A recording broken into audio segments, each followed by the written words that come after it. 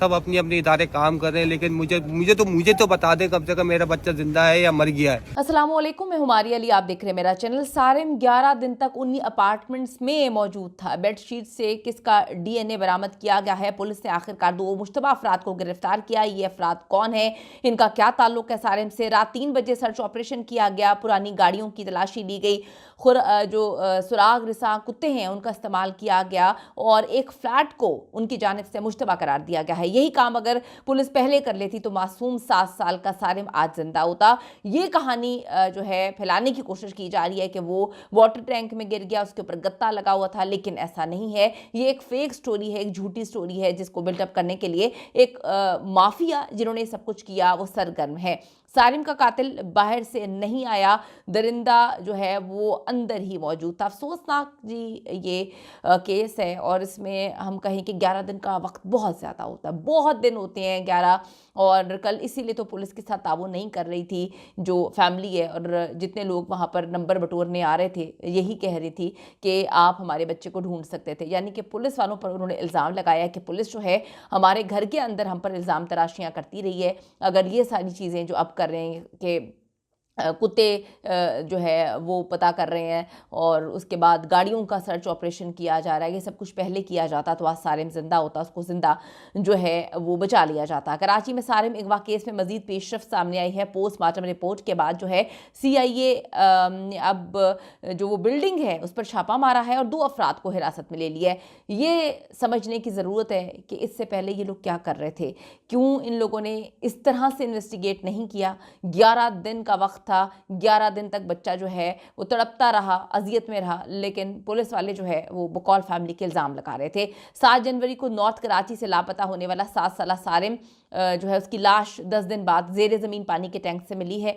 तफ्तीशी ज़राए के मुताबिक CIA टीम सुराग रसा कुत्ते लेकर बैतुल अनम जो वो बिल्डिंग है वहाँ पर पहुंची है, जिसके खाली फ्लैट को भी मुकम्मल तौर पर सर्च किया गया है। लाश की बरामदगी के बाद अब्बासी शहीद हॉस्पिटल में पोस्टमार्टम जो है किया गया, जिसकी इब्तदाई रिपोर्ट के मुताबिक बच्चे के जिस्म पर जख्मों के मुत्तादिद निशानात मिले हैं। 7 साल के बच्चे को कितना टॉर्चर किया होगा, कितना अजियत दी गई होगी। ज़राए के मुताबिक एक फ़्लैट से बेडशीट भी फ्रांसिंग के लिए ली गई है। फ्लैट से दीगर अशिया के सैंपल्स भी ले लिए गए हैं। अपार्टमेंट में पुरानी खड़ी गाड़ियों को भी अब सर्च किया जा रहा है। यही सब कुछ अगर पहले कर लिया जाता तो आज सारिम को ज़िंदा बचाया जा सकता था। तफ्तीशी ज़राए के मुताबिक कार्रवाई रात 3 बजे के बाद अमल में लाई गई। इस दौरान जो CPLC टीम है और दीगर अफसरान वहाँ पर मौजूद थे। शुबा है कि जो सारिम है लापता होने से लाश मिलने तक बाहर नहीं गया। बड़ी मिस्टीरियस बात है। आप ये देखें कि हम पहले दिन से इस बात पर बार बार तवज्जो दिला रहे हैं कि घर का यानी कि उस बिल्डिंग का ही कोई बंदा है, कोई फैमिली मेम्बर हो सकता है, कोई इर्द गिर्द वाला हो सकता है, क्योंकि उसको बहुत अच्छे से पता था कि लाइट जाने की टाइमिंग्स क्या हैं। वो अच्छे से इस बात को जानता था कि CCTV बंद हो जाते हैं। भेदी था जिसने लंका ढाई, और बहुत तकलीफ दे बात है कि सारिम बाहर गया ही नहीं। जिस टैंक से, वाटर टैंक से उसकी लाश मिली है, पुलिस के मुताबिक 3 से 4 दिन पहले वहाँ पर दोबारा जो है उन्होंने चेक किया था। फैमिली भी बार बार चेक करके आई वहाँ पर। तो अगर लाश होती उसी दिन, ये जो एक नैरेटिव बिल्टअप करने की कोशिश करें कि उसी दिन जो है सारिम उसमें गिर गया होगा जब लाइट गई हुई थी। लाइट जो है वो ये 4:30 का टाइम था, तो लाइट तो ऊपर सूरज की रोशनी तो होती है ना। अब आप ये देखें लाइट गई हुई थी तो कैमरे बंद हुए ना। बच्चा पहली बार तो वहाँ से आ नहीं रहा था कि उसको पता है कि जी यहाँ पर गत्ता पहली बार रखा है, तो बड़े अरसे से वो बच्चा तो अक्सर उस जगह से आता जाता था। तो ये तो एक फजूल सी कहानी थी जो फ्लॉप हो गई बहुत जल्दी। तो अभी शुबा है कि सारिम लापता होने से लाश मिलने तक बाहर नहीं गया। पुलिस ने इब्तदाई मेडिकल रिपोर्ट के बाद जो तफ्तीश है उसका रुख मज़ीद बदल दिया है। ख्याल रहे कि नॉर्थ कराची सेक्टर 5 के जगह पर एक रिहायशी अपार्टमेंट है, वहाँ पर मोहसिन परवेज़ ने रवा माह तकरीबन 8 जनवरी की रात अपने 7 साला बेटे सारिम की गुमशुदगी की जो है वो FIR कटवाई थी, मुकदमा दर्ज करवाया था। और उन्होंने बताया था कि हमारा बच्चा जो है वो आ रहा था अपने भाई के साथ, भाई दूसरे रास्ते से आ गया, वो इस रास्ते से आया, बच्चा जो है वो मिला नहीं, 11 दिन तक बच्चा नहीं मिला। तफ्तीशी ज़राए का बताना है कि CI टीम ने जो सुराग रसा कुत्ते हैं वो लेकर रात को पहुंच गई। खाली फ्लैट्स को भी मुकम्मल तौर पे उन्होंने सर्च किया है, जबकि एक फ्लैट से बेडशीट भी फॉरेंसिक के लिए जो है वो ले ली गई है। अब इसका फॉरेंसिक करवाया जाएगा और देखा जाएगा कि क्या बच्चे को यहाँ पर रखा गया था। फ्लैट से दीगर अशिया भी सैंपल के तौर पे उठाई गई हैं।